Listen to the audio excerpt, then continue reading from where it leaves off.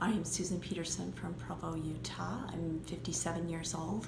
I've been coming to Dr. Andrew for about 4 years now. And I first came in, I was having hot flashes about every hour and waking up with night sweats, and it was awful. And since I've been coming here, I barely have any hot flashes anymore.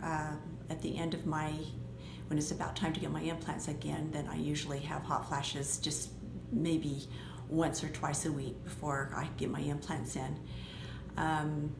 I have done the Ondamed, which I firmly believe in. I think it's a great program that they have here. I also got on the new skin regimen, and that's helped very much and helped me to feel healthier, less tired. I just feel so much better all the way around.